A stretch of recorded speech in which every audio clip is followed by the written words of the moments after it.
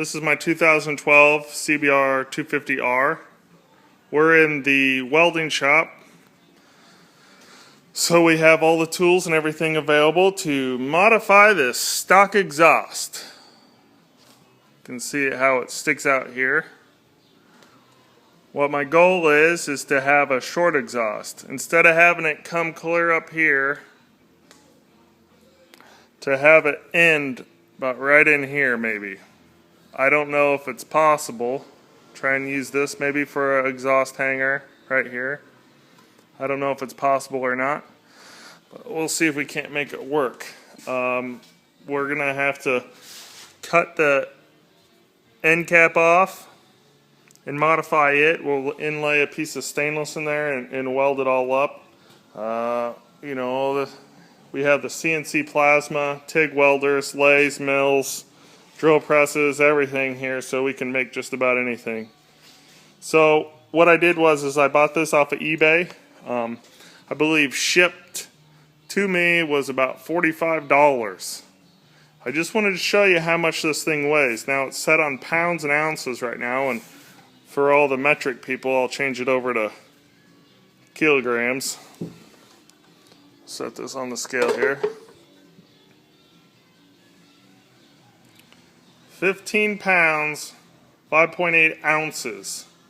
That baby is heavy, and you don't think of it when you pick it up, but when you're looking at it, you don't think of it. But when you pick it up, that baby is heavy. So let me change this over to grams, kilograms. 6.97 kilograms is how much that stock exhaust weighs. Now that'll give us something to go off of when we modify it to see what the end product, how much weight we chopped off. So what we're going to do is take off the plastic shield and take off the metal shield. One screw here and one screw up there, right there. And then the bracket should pull forward, just like this one also pull forward out of the hook. So let's do that. So I just wanted to show this real quick. The two shields and the two nuts, or two bolts I should say. 5.9 kilos, or to everybody else, 1 pound, almost 1.5 pounds, 1 pound, 4.8 ounces. That's a pretty good chunk of change for a couple little guards, you know. This one's a pretty thick piece of plastic and just a little piece of metal, you know, two bolts. And they're on there pretty tight, you know, so you got to have a good Allen wrench to get them babies off. And remember, everything's metric. So we just got done weighing the brackets and stuff. What I'm going to do now is take it over to the bandsaw, and I'm going to cut along this weld here, and I'm going to cut along this weld right here. I'm not going to run the bandsaw all the way through it, drop it through it. I'm just going to simply cut around the weld, because there's probably the pipe that runs through here, the center pipe, goes all the way back up inside here. Now if I cut that off, I'll slice that pipe off, and I don't want to do that. I really don't know what's on the inside of here, so I'm just going to cut along the weld with the bandsaw or the cutoff wheel so that section may or may not pull off. We'll find out. Cut along here to leave that honeycomb material intact, and we'll just go from there. So I'll be right back. And always wear safety goggles. I wanted to show you this. I used the cutoff wheel, this thing right here. I tried the bandsaw first, didn't work out so great. Anyway, so I just got it cut, and you can see down in there. I just think this is kind of neat, just seeing how they put this stuff together. So the tube into a chamber, double chamber, a triple chamber with a perforated mesh wall all the way around it here. You can see that. Pretty cool looking. Anyways, let's go and cut the other end off, see what we got.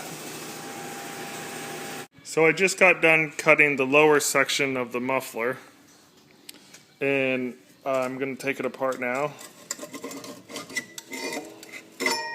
Whoa, look at that thing. There's your problem. It's taking the exhaust to run it through probably the you can't see down there, catalytic converter type material, then putting it down this tube into this giant column of 1, 2, 3, 4, 5 holes. There's no perforated material on this side, and I didn't know when I was cutting this if it would matter if I cut it on one side or the other. But now I understand why there's the rosette welded. That's what it's called when there's a hole drilled through one material welded into a solid material on the back, because they rosette welded the perforated sound dampening material screen to the shell of this muffler. So let me take a closer look at this, because I'm doing this in real time. I haven't taken a look at it. Let me take a look at this and come up with a game plan, and I'll be right back. So here's what I've done. I've cut off the tailpipe of this diffuser. Here, this used to go in there. I've cut that off.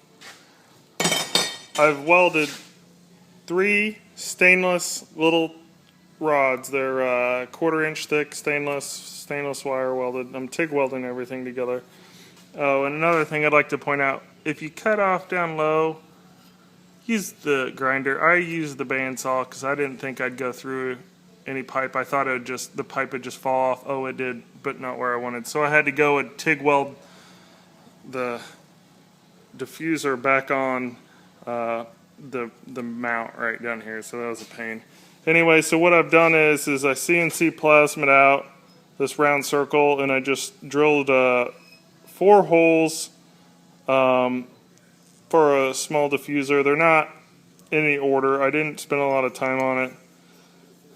I made this cap like this, and these 3 outside holes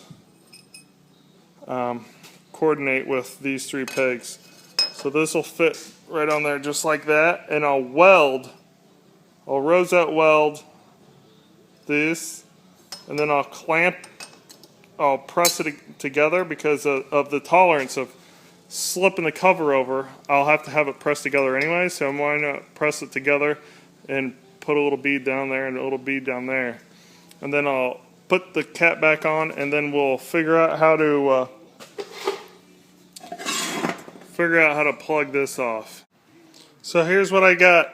I welded it to the inside here. I changed my mind. Instead of welding it to the little pegs, I will just weld it to the inside here. You can see the burn marks.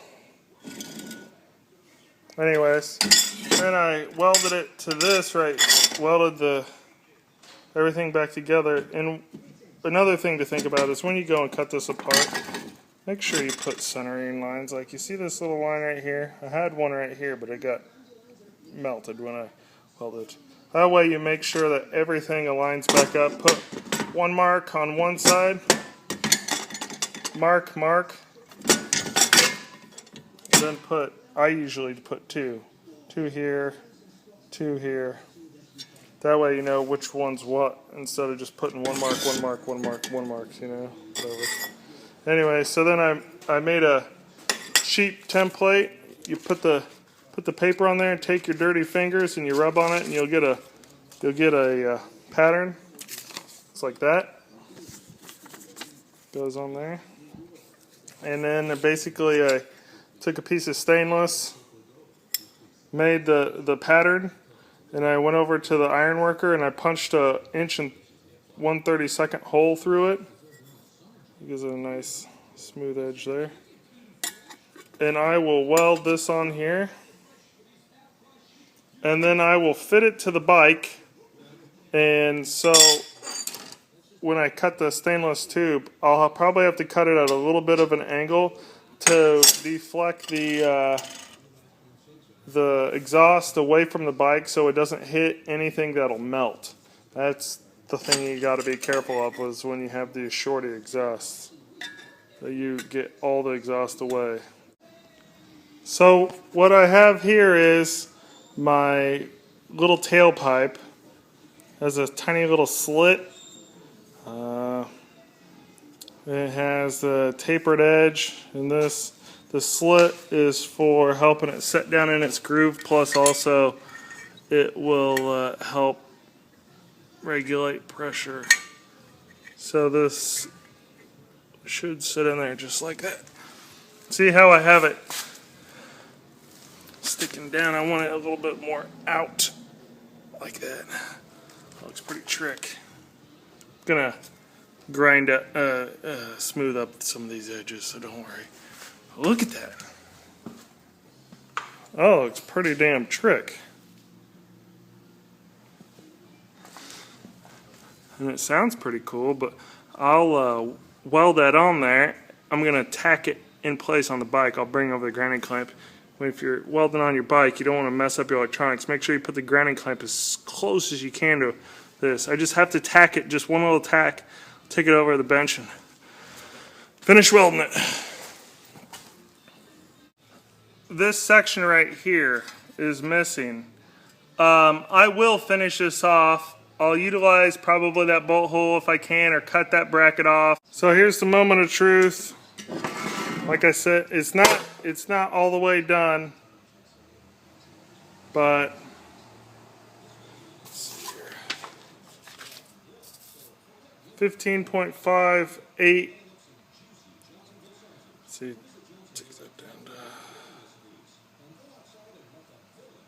to 5 pounds, 14.2 ounces. So almost 10 pounds off, 9.5 pounds. That's a huge chunk of change, really. I mean, it's not perfect, but it could be worse. And let's see, for all those metric people out there, 2.67 kilos. So here's the finished product. I haven't tightened up any bolts underneath it here. There's only the one bolt that holds it on. I just put it on. But it sounds pretty good, I guess. I mean, for $40 and a little bit of a day. That's $4,000. I'll take it up to $8,000.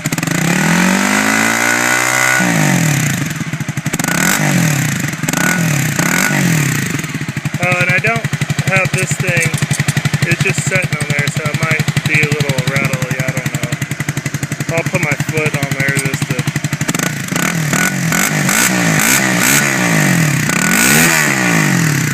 Sounds pretty damn good. Well, I'm happy. And you see what I mean about having that turned out? So that when you're going down the road, the exhaust doesn't burn up any of this stuff. You know, anything that could melt, that exhaust will melt it. So there you have it, a simple solution for modifying your exhaust and to make it look a little bit different than everybody else's. I'm pretty happy with it. The whole process went pretty easy.